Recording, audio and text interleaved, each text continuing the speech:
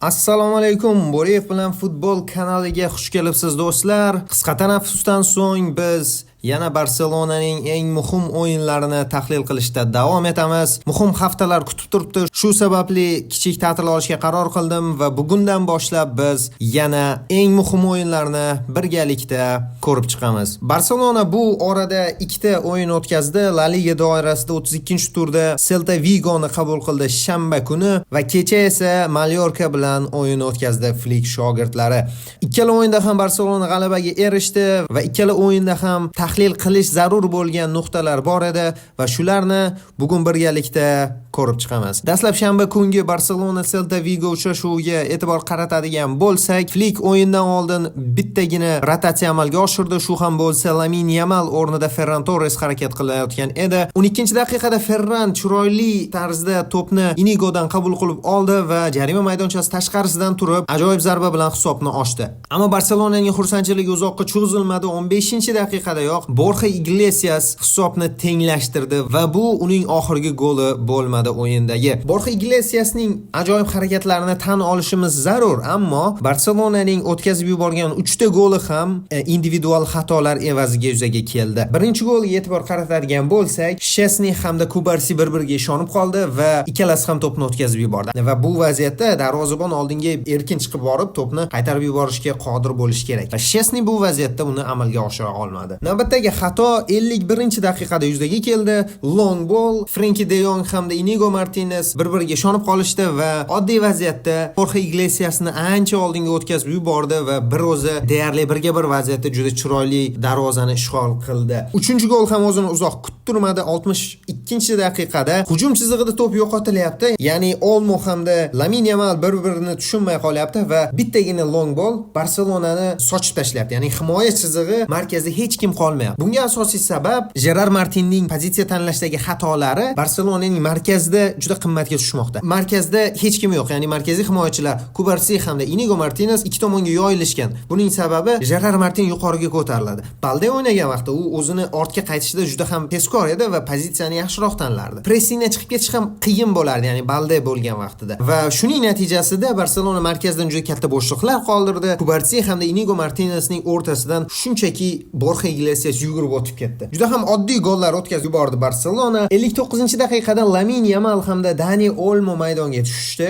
Nihoyat kutilgan o'zgarishlar. Dani Olmo 64-daqiqada Rafinyaning uzatmasini chiroyli golga aylantirdi. 68-daqiqada Lamine Yamaldan yana bir super uzatma. Rafinha bosh bilan hisobni tenglashtirdi. Barselona bosimni davom ettiraverdi. 98-daqiqada penalti ishlashga muvaffaq bo'ldi. Dani Olmoning oyog'iga yaqqol Celta himoyachisi tepdi va buning natijasida Barselona 98-daqiqada penalti ishlab oldi. Rafinha penaltini juda sovuqqonlik bilan amalga oshirdi. Kuchli zarba bilan Barselonaga g'alaba olib keldi. Juda ham dramatik uchrashuv bo'ldi. Individual xatolar evaziga gol o'tkazib yuborildi, lekin jamoaviy iroda natijasida Barselona g'alabani ilib ketdi va mana shunday g'alabalar jamoalarga liga titullarini qo'lga kiritishda eng muhim bo'lak bo'lib xizmat qiladi. Keyingi o'yin kecha bo'lib o'tdi. Mallorcaga qarshi Flick juda ham qiziqarli tarkib tanladi bu o'yin uchun. Himoya chizig'idan boshlandi bu. Birinchi o'rinda biz Kundega nihoyat dam berilganini ko'rdik. Kunde 2023-yil noyabridan beri birorta o'yinda dam olmagan edi. Zaxiradan bo'lsa maydonga tushib o'yin o'tkazayotgan edi va nihoyat kecha Flick unga dam berishga qaror qildi. Uning o'rnida Erik Garcia harakat qildi.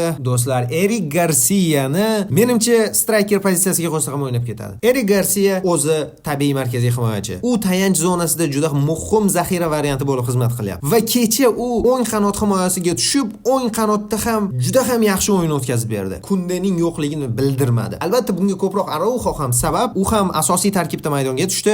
Eng asosiy o'zgarish men uchun juda kutilgan o'zgarishlardan biri bu Hector Fortning asosiy tarkibda chap qanot himoyasini egallashi bo'ldi. Gerard Martin yaxshi futbolchi, Gerard Martin jismoniyati yaxshi, lekin texnik jihatdan, hujumga borish jihatidan Gerard Martin Barselonaning darajasida emas. Balde yo'qligida Barselonaning chap qanoti shunchaki muzlab saqlab qoladi. Va yarim himoyada ham o'zgarishlar bor edi. Bulardan biri bu Gavining tayanch zonasida maydonga tushishi, Frenkie de Jongga dam berilishi bo'ldi. Dani Olmoni ko'rdik hujum ortida va hujum uchligi Lamine Yamal asosiy tarkibga qaytdi. Striker pozitsiyasida Ferran Torres va nihoyat do'stlar Barselonaning 10-raqam egasi Ansu Fati asosiy tarkibda maydonga tushdi. 6 oydan beri asosiy tarkibda tusha olmayotgan edi Ansu Fati va Flick unga ishonch bildirdi. Aytishimiz mumkinki, u ishonchni oqladi. Ford hamda Fatining chap qanotdagi o'yinlari albatta hazilomuz aytilyapti. O'sha Dani Alves hamda Messining bir-birini qanaqa tushunishini eslatyapti. Chunki Ford hamda Fati birgalikda La Masiyada katta bo'lishgan. Shu uchun ularning bir-birini tushunishi juda yuqori darajada. Mana shuni birinchi bo'limda ko'rdik. Barselona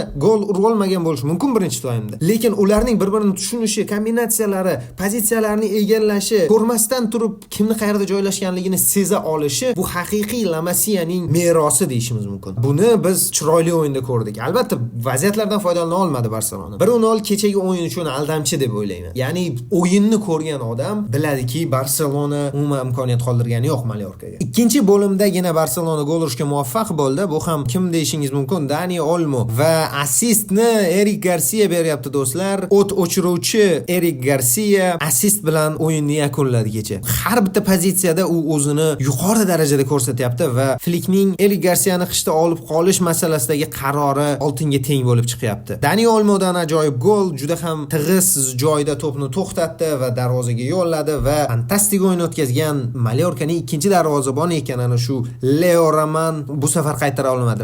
Leo Roman 12 ta save qayd etdi do'stlar. Bu darvozabon bundan oldingi 10 ta o'yinda maydonga tushmasdan turib Barselonaga qarshi o'yinda Buffon rejimini yoqib oldi Leo Roman. O'yinda Barselona bosimini davom ettiraverdi. Performanslarga biroz e'tibor qaratadigan bo'lsak, Hector Fortni aytib o'tdim, juda yaxshi o'yin o'tkazdi. Araujo himoya chizig'ida chiroyli o'ynadi. Juda ko'p vaziyatlarda strikerni quvib yetib, uni zararsizlantirishda ajoyib o'yin ko'rsatdi va bundan tashqari Gavi albatta Pedrining yonida o'ynaganida har bitta futbolchi boshqacha darajaga chiqadi. Biz buni Casadoda ko'rdik, biz buni Frenkie de Jongda ko'rdik va kecha buni Gavida ham ko'rdik. O'ng qanotda o'ynagan Erik Garcia ta'rifga tilojiz, shunchaki super o'ynadi. Lamine Yamal haqida juda ko'p gaplashganmiz. Hali mavsum yakunlangandan so'ng ham gaplashamiz. Super talant, fenomen, lekin ana shu vaziyatlarda o'zini ustida ishlashi kerak. Va Ferran Torres yomon o'ynamadi. Ferran Torresdan yaxshi o'yin ko'rdik. Gol urmadi, biroz qizg'anchiqlik qildi ba'zi vaziyatlarda, ammo striker u gol urish kerak. Undan kutiladigan narsa shu, yaxshi zarbalar berdi, pozitsiyalar topdi. Shu uchun menimcha